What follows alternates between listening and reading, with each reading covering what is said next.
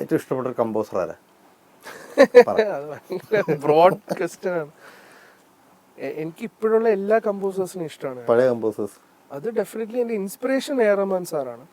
A R Rahman sir, Ilaiyaraaja sir, Vidyasagar മാഷ്, Ouseppachan sir. Ouseppachan സാറിനൊക്കെ ഞാൻ എല്ലാ ആഴ്ച ഇടയ്ക്കൊന്ന് മെസ്സേജ് അയക്കും, സാറേ ഓക്കെ അല്ലേ, സുഖമല്ലേ. അതുപോലെ എം ജയേന്ദ്രൻ സാറ്. ഈ ഔസേപ്പച്ചൻ സാറിന് ശേഷം ഇവിടെ നിന്ന് ഹിന്ദിയിൽ പോയി ഒരു പാട്ട് ചെയ്ത് ഹിറ്റാക്കിയിട്ടുണ്ടല്ലോ, ആ പാട്ടെന്ന് പറയുമോ? ख्वाबों में जो बसा दो शहर मिल गया, ख्वाबों में जो बसा दो शहर मिल गया,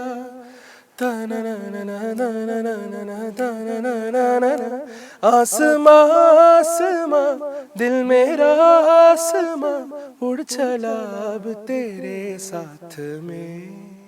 ലാംഗ്വേജ് ഒരു പ്രതിസന്ധിയാണ്. ഈ ലിറിക്സിനനുസരിച്ച് അല്ലെങ്കിൽ ട്യൂണിനനുസരിച്ച് എന്നുള്ള രീതിയിൽ വരുമ്പം അർത്ഥം അതിൻ്റെ അത് വലിയ വരികളുടെ ഇമ്പോർട്ടൻ്റ് ആണ്. അതൊരു പ്രശ്നമാണെന്ന് തോന്നിയിട്ടുണ്ട്. ഇപ്പോൾ തെലുഗു ഭാഷയിൽ ഞാൻ വളരെ സജീവമായിട്ട് ഇപ്പോൾ വർക്ക് ചെയ്യുന്നുണ്ട്. അതുകൊണ്ട് കുറച്ച് ആധികാരികമായിട്ട് സംസാരിക്കാൻ പറ്റുമായിരിക്കും. ഞാൻ എപ്പോഴും ശ്രദ്ധിച്ചിട്ടുള്ളൊരു കാര്യം, തെലുഗു അല്ലാത്ത non Telugu music composers compose ചെയ്യുമ്പം നേരിടാൻ പോകുന്ന ഏറ്റവും വലിയ issue is with the lyrics.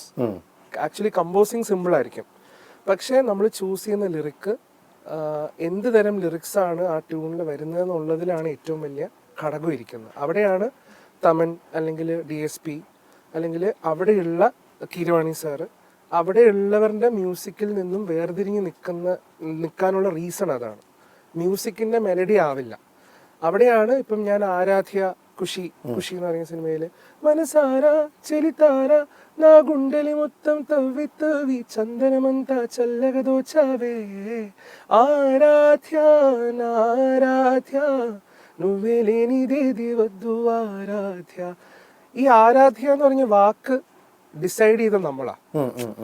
ഞാനാണത് choose ചെയ്തിട്ട് നമുക്ക് ആരാധ്യ എന്ന് പറയും. വൈ? ബിക്കോസ് അതിന് പോപ്പുലർ അപ്പീലുണ്ട്. ഒരു തെലുഗു ഭാഷ സംസാരിക്കാൻ അറിയാത്ത ഒരു ലിസണർ കേട്ടാൽ പോലും ആ സോങ് അട്രാക്റ്റഡ്.